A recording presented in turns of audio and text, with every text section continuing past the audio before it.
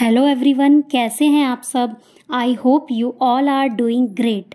तो चलिए आज मैं आपको रामधारी गुप्ता खंड 1 से हिंदी डिक्टेशन लिखवाने जा रही हूँ। तो चलिए शुरू करते हैं।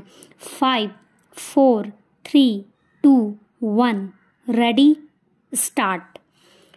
अध्यक्ष महोदय, शिक्षा मंत्रालय की मांगों के संबंध में बोलने के लिए मैं खड़ा हुआ हूँ।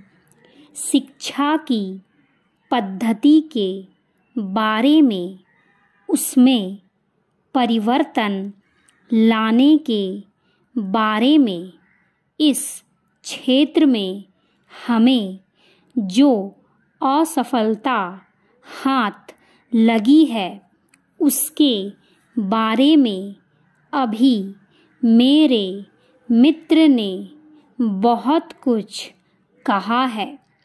दुर्भाग्य की बात यह है कि देश में सभी लोग यह मानते हैं कि शिक्षा में प्रगति नहीं हुई है। शिक्षा पद्धति में आमूल चूल परिवर्तन नहीं हुए हैं, लेकिन फिर भी इस दिशा में कुछ किया नहीं जाता है। ऐसा प्रतीत होता है कि इस विषय में कुछ भी करने की स्थिति में हम नहीं रहे हैं। हालात ज्यों की त्यों चली आ रही है। इतना होने पर भी शिक्षा की मद पर होने वाला जो खर्च है और जो उसके लिए धनराशि आवंटित की गई है वह भी बहुत थोड़ी है। लेकिन उस पर ना जाकर मैं आपका ध्यान इस ओर दिलाना चाहता हूँ कि मर्ज बढ़ता ही गया ज्यों-ज्यों दवा की वाली कहावत ही आज चरितार्थ हो रही है। जितने ज़्यादा आयोग और कमेटियां बैठी और जितनी ज़्यादा शिक्षा पद्धति के बारे में छानबीन की गई, उतनी ही ज़्यादा बीमारी बढ़ती गई। बीमारी का इलाज ना होकर और भी खराबियां पैदा होती गई। अभी मेरे मित्र ने शिक्षा मंत्री का ध्यान एक रिपोर्ट की तरफ दिलाया था। इस तरह की बहुत सी रिपोर्टें हैं। अभी सदस्य महोदय भी एक रिपोर्ट का जिक्र कर रहे थे। रिपोर्ट तो बहुत सी पेश हुई है, लेकिन शिक्षा मंत्रालय ने उस पर कभी अमल करने की दिशा में कोई कदम नहीं उठाया। अपनी इस हालत को उन्होंने इसी सदन में स्वीकार किया है। अपनी व्यवस्था को उन्होंने यहाँ प्रकट किया है। इस विषय पर और अधिक ना कहकर मैं आज के दिन शिक्षा मंत्रालय का ध्यान 2 खास विषयों की तरफ दिलाना चाहता हूँ। पहली बात तो मैं हिंदी के बारे में कहना चाहता हूँ। शिक्षा मंत्रालय का काम हिंदी का प्रसार और प्रचार करना है।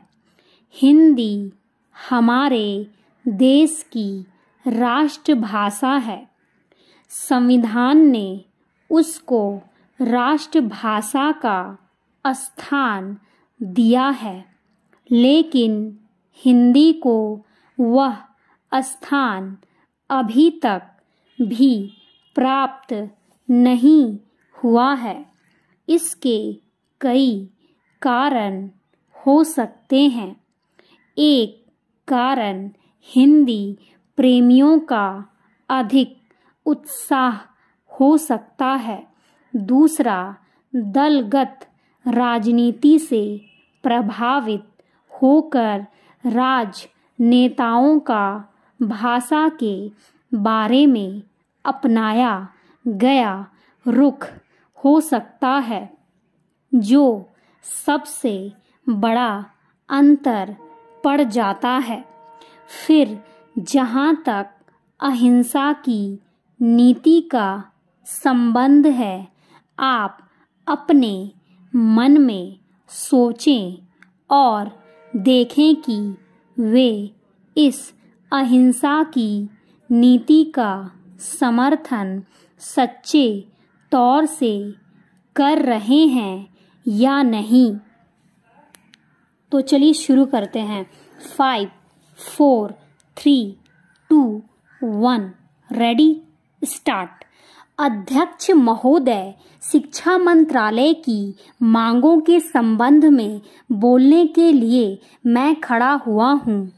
शिक्षा की पद्धति के बारे में, उसमें परिवर्तन लाने के बारे में, इस क्षेत्र में हमें जो असफलता हाथ लगी है उसके बारे में अभी मेरे मित्र ने बहुत कुछ कहा है।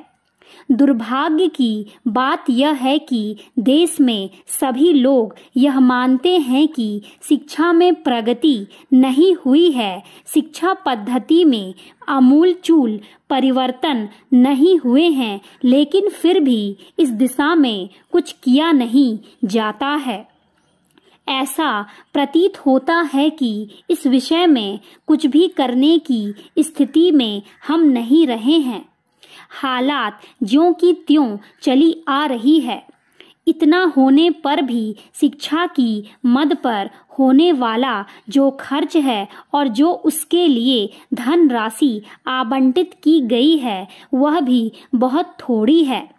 लेकिन उस पर ना जाकर मैं आपका ध्यान इस ओर दिलाना चाहता हूँ कि मर्ज बढ़ता ही गया, ज्यों-ज्यों दवा की वाली कहावत ही आज चरितार्थ हो रही है। जितने ज़्यादा आयोग और कमेटियां बैठी और जितनी ज़्यादा शिक्षा पद्धति के बारे में छानबीन की गई, उतनी ही ज़्यादा बीमारी बढ़ती गई। बीमारी का इलाज ना होकर और भी खराबियां पैदा होती गई। अभी मेरे मित्र ने शिक्षा मंत्री का ध्यान एक रिपोर्ट की तरफ दिलाया था। इस तरह की बहुत सी रिपोर्ट है। अभी सदस्य महोदय भी एक रिपोर्ट का जिक्र कर रहे थे। रिपोर्ट तो बहुत सी पेश हुई है, लेकिन शिक्षा मंत्रालय ने उस पर कभी अमल करने की दिशा में कोई कदम नहीं उठाया। अपनी इस हालत को उन्होंने इसी सदन में स्वयं स्वीकार किया है। अपनी व्यवस्था को उन्होंने स्वयं यहाँ प्रकट किया है। इस विषय पर और अधिक न कहकर मैं आज के दिन शिक्षा मंत्रालय का ध्यान दो खास विषयों की तरफ दिलाना चाहता हूँ। पहली बात तो मैं हिंदी के बारे में कहना चाहता हूँ। शिक्षा मंत्रालय का काम हिंदी का प्रसार और प्रचार करना है। हिंदी हमारे देश की राष्ट्रभाषा है। संविधान ने उसको राष्ट्रभाषा का स्थान दिया है, लेकिन हिंदी को वह स्थान अभी तक भी प्राप्त नहीं हुआ है। इसके कई कारण हो सकते हैं। एक कारण हिंदी प्रेमियों का अधिक उत्साह हो सकता है। दूसरा, दलगत राजनीति से प्रभावित होकर राजनेताओं का भाषा के बारे में अपनाया गया रुख हो सकता है, जो सबसे बड़ा अंतर पड़ जाता है। फिर जहाँ तक अहिंसा की नीति का संबंध है, आप अपने मन में सोचें और देखें कि वे इस अहिंसा की नीति का समर्थन सच्चे तौर से कर रहे हैं या नहीं।